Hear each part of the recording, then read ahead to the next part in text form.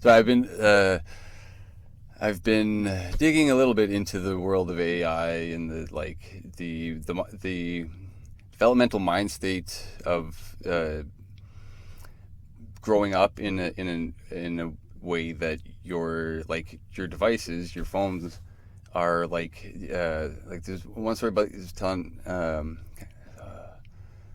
It was about the kid got detachment. Like when his phone was gone, there was a physical, which is the thing because it's like been in constant contact. It's been part of their world the whole time, which is not something that like any generation has ever had up till now. So yeah, there's we're starting to research how that is affecting cognition and development, and I think there's like a very interesting future where we understand that very well, um, and like the failure of the of all of this. I grew up in the golden age of the internet. I was there when it gave birth to itself. And I was, I had a computer at a young age. I knew how to use the internet, but it wasn't something that was like always around. Like for most of the time, it was something that you had to get special permission to do. And now it's complete access, and how much this is affecting how we are viewing news and what kind of what information we're digesting, and what kind of mental health and social health that is or isn't creating. We're in the TikTok trials,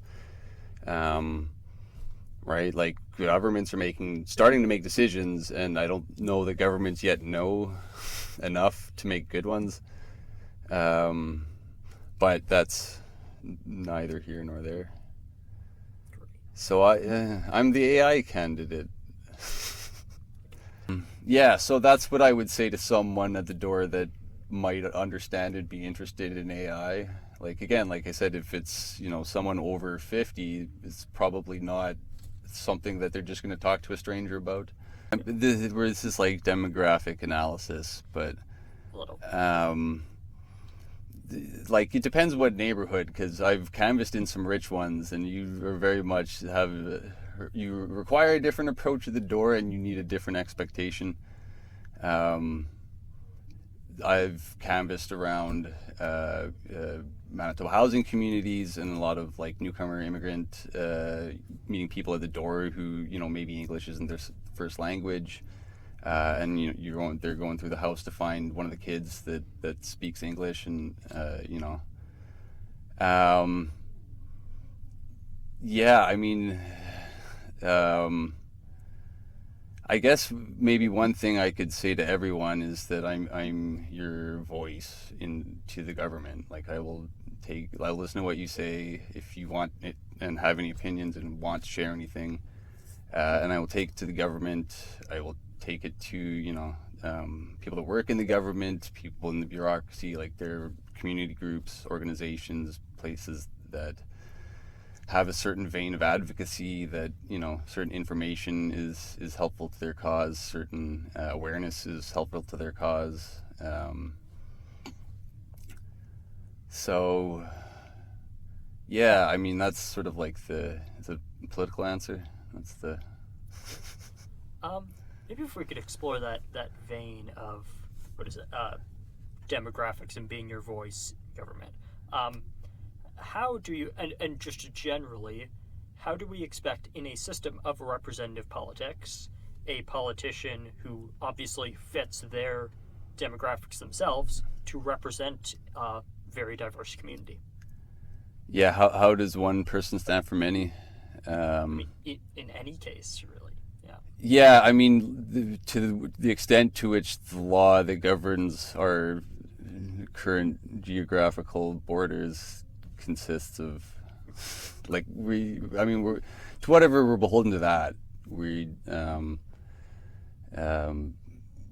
yeah, I mean, there are there's traditions in which what that is enshrined and very well understood in the community, well documented in the culture, what it is to stand for other people. I mean, like, speaking of things that I don't know enough about, like the, First Nations and being a chief, and like, and getting her headdress taken on the flight, and like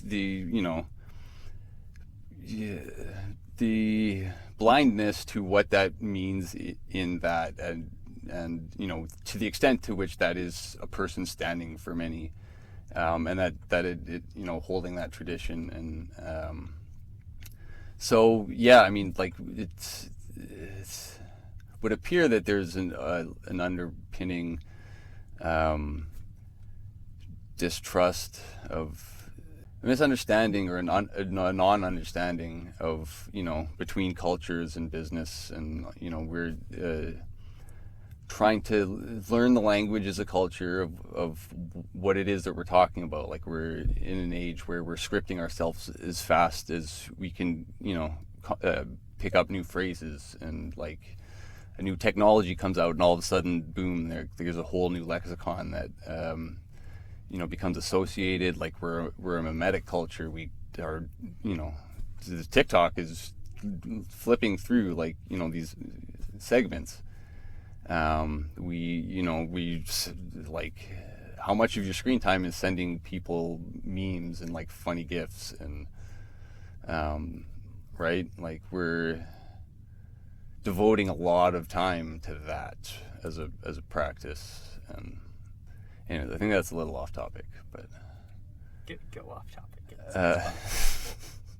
no, because then I will start sounding old, like phones, and I loved it when there was rotary.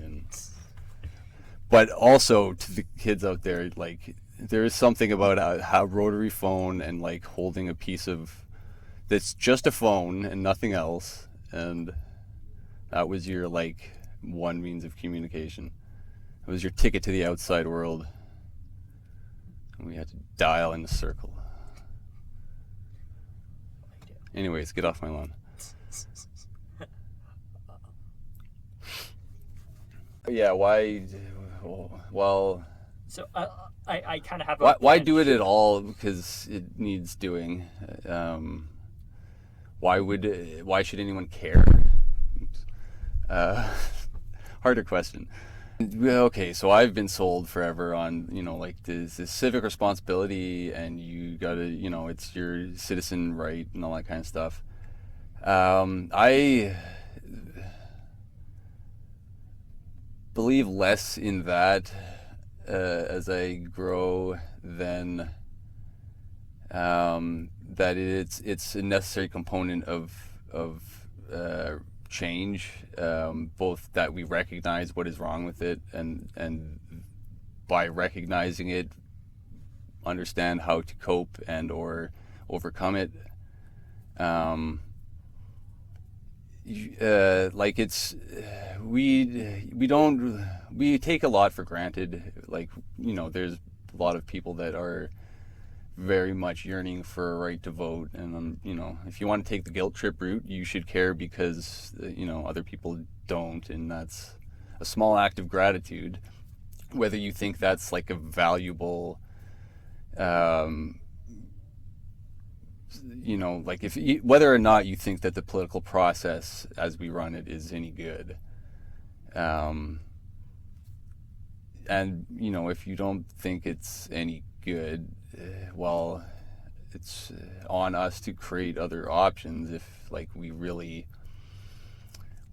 if we want to address political change, right, we can change a lot of other things. We can take on all kinds of economic change without necessarily having to do political change. Like, the politicians will catch up, because when they're, a decade behind what's going on, they'll probably need to do something to get elected again. Right? Like, show your worth. So yeah, like, it's an aspect. It's a part of a coordinated system, and so yeah, I've kept a political zeal, and the reason I care is because I know a lot of people, and I like a lot of people, and I trust a lot of people who are working in their communities, in their neighborhoods, in whatever methods or with whatever tools are available to them to help do something good. And that is a political struggle. That is, it's clearly whatever is not already being taken care of is where community comes in to take care of, and in most instances, I think that's like the first place of care. And if we're not investing in our communities, I think it's pretty wayward to try to, like implant communities and try to force people to live in ways that are unsustainable and economically unviable. And all right. Yeah. So now I think this should be your thing going through selection. So in our system of representative politics, all of our politicians have a riding that is locally based, that is really where they live. But a lot of the time, it sometimes feels like a title, the geographic area that they technically represent, especially when you get into cabinet positions or ministers of these things. Yeah, as you scale up, the detail diminishes. I mean, not to mention all these politicians that supposedly represent their community spend about half their working time in Ottawa, and not to mention have their own other offices and office staff who live in Ottawa, not in their community. So how can we even begin to approach bridging this gap when names of ridings really feel more like titles than your actual community?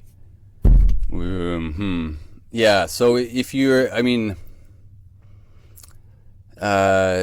some point, like, you're really not going to encompass a whole community. Like, it's very hard to encompass any single group in a small community. Like, if you're in your block, say, like, there's probably a few families, a few, maybe a couple of retired people, but like, just population wise, you're limited to your kind of exposure. What's the question? Basically, how do we begin to bridge the gap when it feels like federal MPs don't have any connection? Well, so part of having both of those offices is that ideally, the politician is then the stitch between those, right? It's both of those operating to, give one to the other and send back to the one. Right, and if well done and competently managed, that's a pretty good thing, I think. Like, there should be someone that should be how it works, right? Like, you are speaking to Ottawa on behalf, and whatever determines that behalf is, that's maybe not as consistent, and certainly not in a big, like, federal riding, say.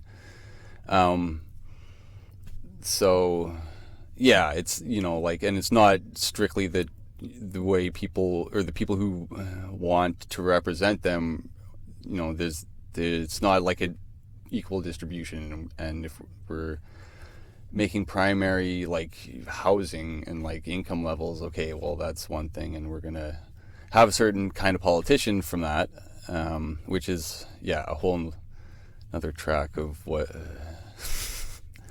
we had.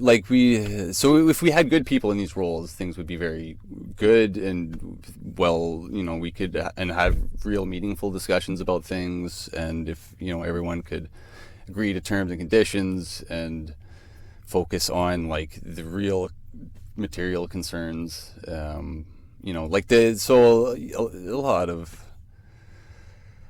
lot of like, question period is not question period, like, hey, when you're going to file the report, when are when can I expect? It's it's attack, respond, parry, dodge, and who gets the best barbs, and there's not a whole lot of real productive conversation going on. Hopefully that happens behind closed doors, like, we don't know. We see the results sometimes. But yeah, that's like this. The system that we use to produce our politicians now does not lend itself towards people who are good at that. Like, people who are good at getting elected is one thing, but those skills are not like 100% transferable to being a good manager of politics and community and having real insight into industries and environments and like anything that and everything that could be relevant. Like, it's not a if you're and that's what we're going to probably get as a prime minister soon, is like a guy who is bred off of that. And so hold your breath. I think an interesting element, some of what you're saying, and the duties that in theory should be up to the politician, is oftentimes largely up to their office staff. Their office staff are the ones which know what is actually going on and make actual things happen. Yeah, whether or not relevant to the proxy politician they work in the office of, it is really up to them. So how would you suggest bridging that gap between the office staff who are doing the work, the civil servants, and the proxy politician for whom the public and the community has given their consent? Whoa, that's a long question. Basically, if the politician themselves is representing themselves and their office staff, how can politicians better adapt to represent that more accurately? So to be better at their job? I mean, that would make them better. I'm trying to... Yeah. Basically, politicians oftentimes are working effectively as proxies at the consent of their people. Anything that a politician did was largely their party, their office staff, the civil servants. Yeah, someone has either told them to show up to vote or... and policy researchers. So how can politicians do a better job of acknowledging that fact, being honest about that fact to the public, and bridging the gap between their perceived self and their actual day-to-day actions? Well, you could we're in the social media age. Like, take the public along, show them, okay, now this is a day we're going to process the policy now, and show some people that answer some questions. How would you actively in your communications make an effort to highlight the civil servants, the policymakers, and the office staff to bridge that gap? Yeah, well, okay, so this might be a bias, but I feel like that relationship works best sort of as coach team, right? Your job is not to put the ball in the hoop, the politician's job is not to put the ball in the hoop. It's to make sure that everyone knows, which end you're on offense and defense, and that there's a plan together, and that, well, it depends what sport you're in, but ultimately your neck's on the line if you're not winning. Which is fair politics. I feel like it should be a blood sport. We might cut some people out a little earlier. That's a fair answer. Why are you choosing yourself, and why are you putting your energy into being that liaison rather than keep asking, acting within the community side yourself? Oh yeah. But okay, so there is, it's a bit of a difference being a politician and going into communities as a politician, and especially as a non-elected politician. So it's we have to be aware that that's not a comfortable. It's not making it a safe space necessarily for certain people. There's certainly in communities that are discussing politics or that are politically affected. Certainly in cases of government funding and worries about grants and we must not upset the bear and have them smell the community on them. It's because community needs that to sustain their work, and it's good that relationship exists. It's maintain it and keep it healthy. I don't get a whole lot of hope from politics. I don't vote because I think my one vote is the vote that's gonna do it, or is there's no patriotic sense of whatever when I vote, but I think it's a necessary part of the process. It's communities and community organizers that give me hope, that I see that are out there trying to get something, squeeze something out of the bureaucracy, trying to get politicians to listen, trying to change how their neighborhoods work with the consent of their neighbors. Like, they're working together, they're trying to organize. It's people with resources like have these organizations already, and they meet for nice dinners, and it's all very lovely. But that is not where the desire, the need, or the action to change is going to come from. Why there's no incentive to give up their status quo, and there's a lot of what is their status quo that's contributing to the impoverishment of the rest of the line down. We build suburbs that don't cover their own costs, and city residents have to pay for it proportionally. And then, who gets to decide whether we open up Portage and Main? Well, it used to be the people that lived in the suburbs. Now Mayor Gillingham has seen the bill and decided that he's fiscally responsible. So yeah, don't do it for a politician, and don't do it for a party. Do it for your neighbors. Do it for your community. I mean, I think I've seen a few political communities, and I respect the Greens for a lot of globally and across Canada what Greens are trying to build as a community. It's hard to do that and be in a political fight. You're also trying to get a foothold in the system that you're also trying to change. So, the system is not super happy that you're there.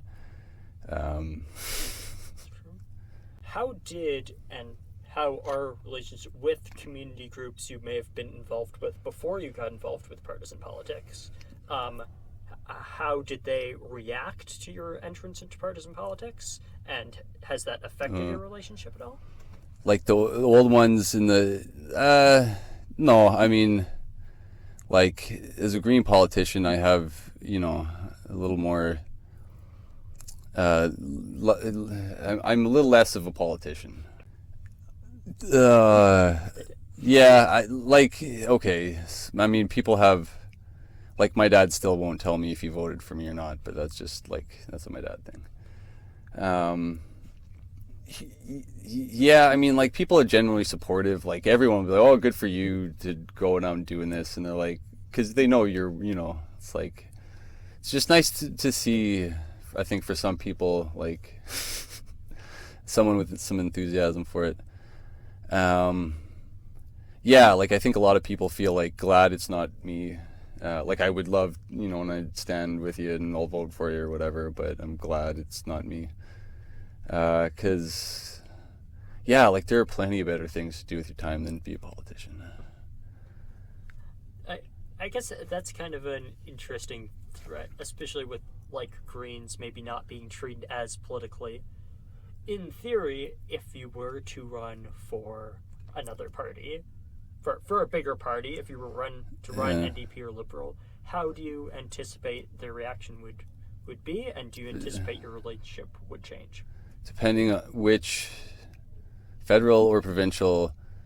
Provincial NDP, hypothetically. Yeah. You can still be very much on the same sort of progressive side, but there's obviously a lot more finance. There's a lot more politics to it. Oh, I know. Yeah, and so how do you think your communities would react, the ones you're not involved with explicitly politically, and how do you think your relationship might change or would it? Okay, so this is where lines happen, because I can tell you what the people in my community. I could tell you things, and okay, so if we're talking specifically to Elmwood, like the provincial NDP have told me that they would rather have me than Jim Alloway. Jim Alloway's almost said it once, like, so yeah. I mean, I started out politically organizing with the NDP. I door knocked. I was on Wobb's campaign. I was in the room when Wobb got elected, first time in Fort Rouge.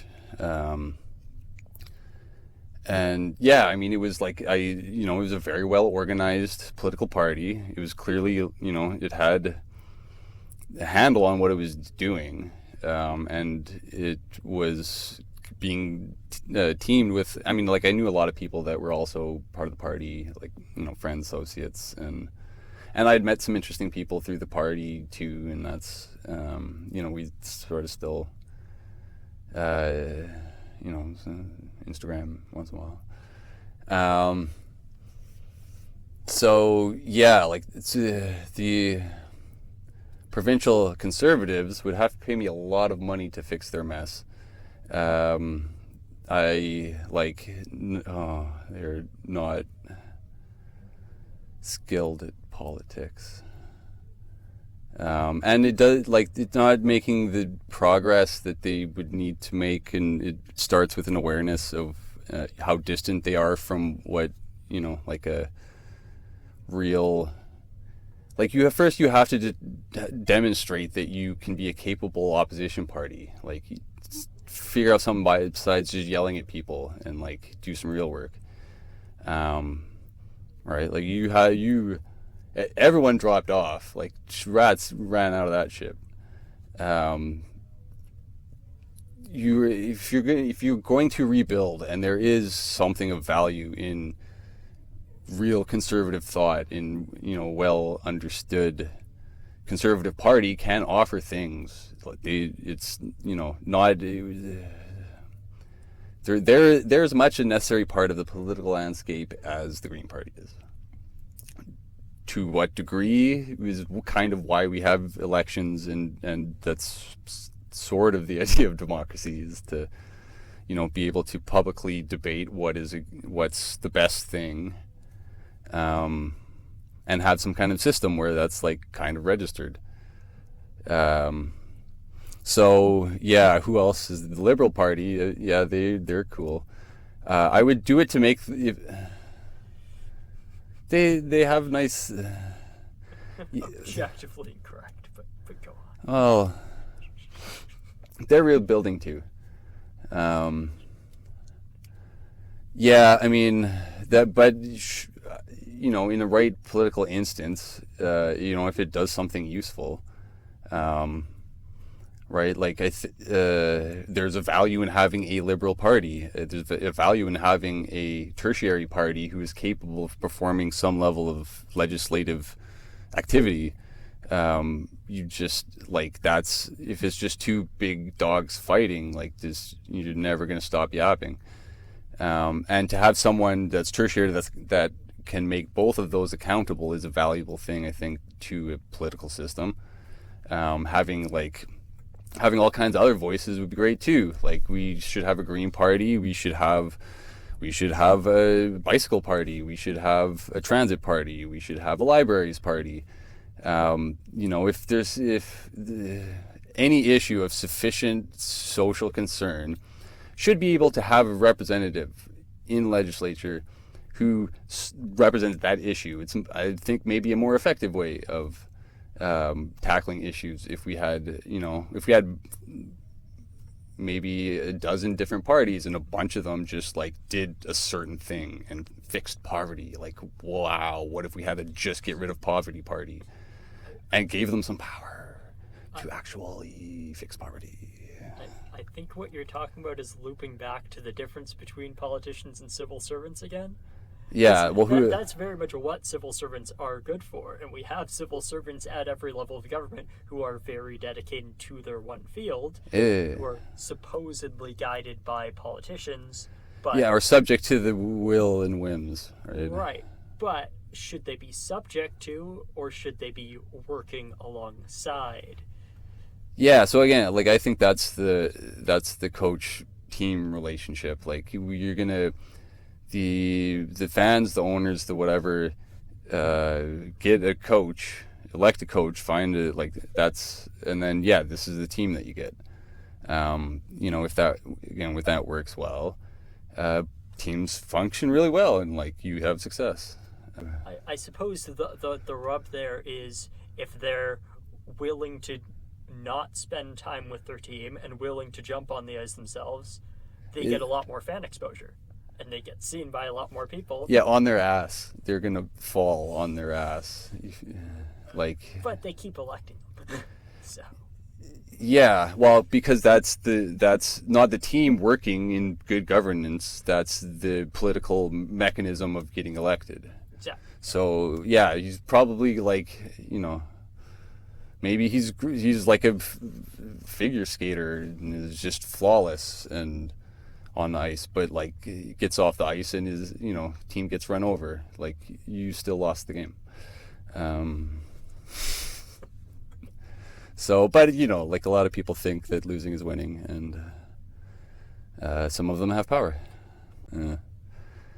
Yeah, I mean, so again, like ideal system with the proper approach is effective. And I mean, I've seen a correlation both in coaching and in business. So like, yeah, there's a correlation in business and in coaching where I've seen equally terrible coaches and equally or like terrible leaders have sort of a lot of overlap in their Venn diagrams. Right, and it's a lot of behavior stuff, and like you kind of notice that this person is not good at getting other people successful, and that's I've heard that before. The definition of a coach is someone who gets other people successful. So yeah, like if you're really good at getting your team successful, you'll have a successful team. And if we had a better system for picking coaches, like if we had the kind of fan base that like a English football club does for like keep it, because that's a place where social rules take over. Like if your fan base, if you're like Manchester United and your fan base is like furious with some player or some coach or something, like there's hell to pay somewhere. Buses are going to get turned over somewhere for you making a call. Like maybe this is like my fantasy of hooliganism, but like the really deep fan bases, right? Like it's that's something that in England and a lot of places that's very deeply rooted in the community. The community is the team is the community. The community feels with the team wins, the community wins. Like I'm sure there's a few people today that are like not having kind of bummed to be back at work because like, well, who do I care about in the playoffs now? So we need more riots. Jeez. if we're gonna have them over sporting events, why aren't we having them over political issues? Jeez. Yeah, well, okay, so I got some. We may not have time for this, but there's some. I believe that there are things that sport culture offers that are really good sort of political organizing magnet kind of attractors, sort of like just in the people who are hockey fans and hockey families and like generations of ice rinks and it's a tradition, and it's a pretty strong part of Canada, right? Like there's oh man, I don't know how many little communities I've been to in like rural Saskatchewan, and every place that has a junior something kind of hockey team, right? And like it's Melville, Saskatchewan, there's 2 stores in the town, but they have like a multi-million-dollar hockey rink. And yeah, and like these guys roll around town like they're kings, and it's like cool, Kings of Melville.